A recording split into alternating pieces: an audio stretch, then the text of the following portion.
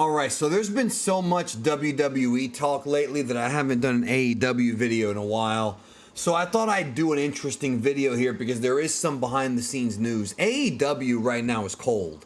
Even though not every show is great, not every show is bad, and there are talented people on that roster and guys I enjoy watching every week, the show just feels very cold. The attendance is down. Just everything. AEW is just not doing well right now. WWE has all the attention, for better and for worse. So let's talk about this story right here. AEW hires three-time Emmy Award-winning writer. Tony Khan has made a noteworthy addition to AEW. Now, remember about 20 years ago when WWE started to add Hollywood writers, and a lot of people were criticizing the writers, saying that there were too many writers and that they were messing up the product. And then years later, when these writers got released, they did podcasts and we found out that it was actually Vince, that Vince was the problem. There have been so many stories told throughout the years by guys like Court Bauer, guys like Andrew Goldstein who worked there. And they tell the story of how the Hollywood people actually tried hard. It was Vince that would go in there and sabotage a lot of their storylines. So here is somebody from the Vince era. Now, that comes with a problem. We're going to talk about that today. So let's go into this article, and then I'm going to go into what I'm talking about, because this normally I would say, okay, let me get into my thoughts first before we actually go into the article. Tony Khan needs a writer. He needs somebody. Tony Khan can't book. Look, I don't care how many Observer Awards he's won. I don't care how many people on message boards jack off his great matches. The dude can't book his way out of a paper bag. He just can't. He's not a good booker. He just doesn't know how to create characters and storylines that are interesting.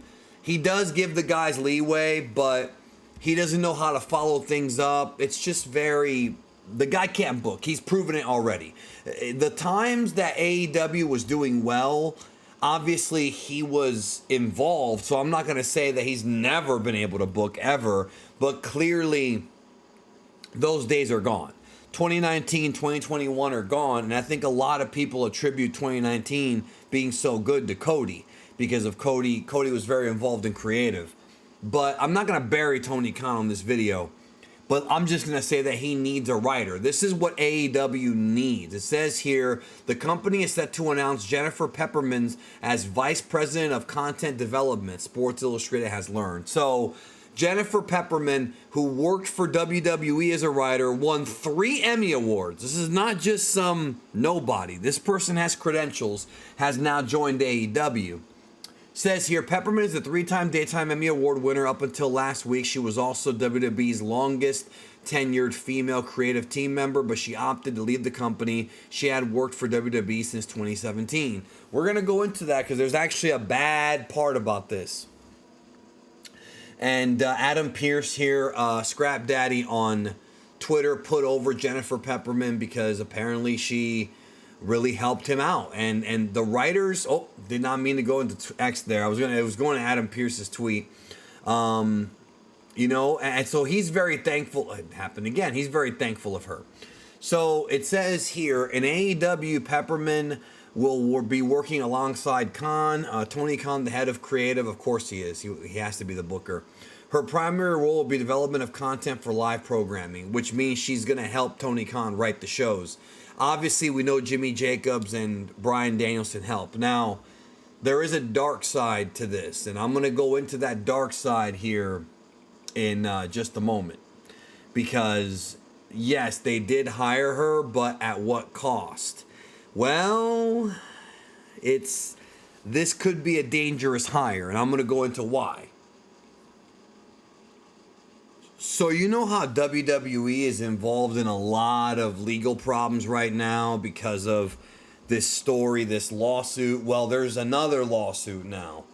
Says here, former WWE writer Brittany Abrahams is suing WWE, alleging discrimination and retaliation during her time with the promotion. Now, again, it's just funny because now that people are starting to sue, this is going to bring about more people. Now, look what it says here. The lawsuit names Vince McMahon and other company employees, Chris Dunn, Ryan Callahan, Jennifer Pepperman, Christine Lubrano, Mike Heller, and Stephanie McMahon, cites offensive, racist, and stereotypical jargon used in WWE scripts. Abrahams, who claims she was fired over taking a commemorative chair despite her male Caucasian colleagues doing the same with no recourse, is seeking reinstatement, damages, and declaratory judgment, and injunction restraining defendants from engaging in such unlawful conduct. WWE declined to comment on these accusations. So, Jennifer Pepperman was named in this lawsuit. Now, we don't know exactly what kind of racism they're talking about, like specific examples of this. Obviously, one of the things that you learn when studying the history of wrestling is that there has been lots of racism throughout the years in wrestling, especially in the 70s and 80s. A lot of the booking was race bait. Some would even say that characters, and not even, I mean, it's there if you go back. Characters like the Junkyard Dog, a lot of the top black baby faces were oftentimes portrayed in kind of a stereotypical way. Bobo Brazil, of course, being another one. And then you have like people like Samoans who, up until the bloodline, a lot of Samoans were treated like these sort of savages, like Umaga. Now, I personally understand that you got to have a variety of characters in wrestling. You got to have your monsters, I get it. But nowadays, society is very different than it was in the 80s and 70s, and they're a lot more sensitive to that. But this seems to be a bit more deep than that. This seems to be a story where this person, Brittany Abrahams, has something, and maybe she was discriminated against directly by Jennifer Pepperman. So Tony Khan hiring her, I mean, again, AEW needs a writer. They really do need somebody like this who knows how to really put together stories. But I don't know, man, you're playing with fire. People are already criticizing Tony Khan for hiring Ric Flair. That one's still getting heat. And, the bloom is off the rose. This whole, people who defended AEW for years and this whole, Tony's the good guy. Nobody's really the good guy in wrestling when you think. I'm not saying that everyone in wrestling is a bad person. Let me rephrase that. But this idea you're going to have a promotion that's 100% clean, it's just not realistic. There's a lot of stories about morale in AEW right now being low because the arenas are empty. There's a lot of unhappy talent in AEW. So I'm not saying that, there's like a scandal going on right now, even though there are rumors about Jericho and Sammy Guevara and all these guys.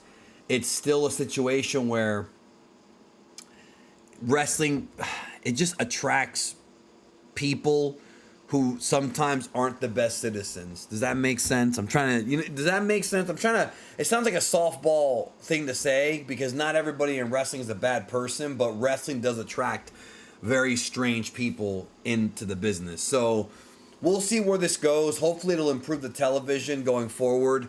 AEW needs this, but let's see if this is going to end up backfiring because of this public lawsuit. Let's see what happens. Anyways, y'all, I'll be back this weekend with a review of the Elimination Chamber. It's at 5 a.m. Eastern tomorrow. So I will be around to review that when it ends. Probably around this time, 8 a.m., 9 a.m.-ish. Right now, I'm recording this at 8:54 a.m., so you'll probably have it shortly after that. And, we'll see. Anyways, y'all, take care. Have a great one.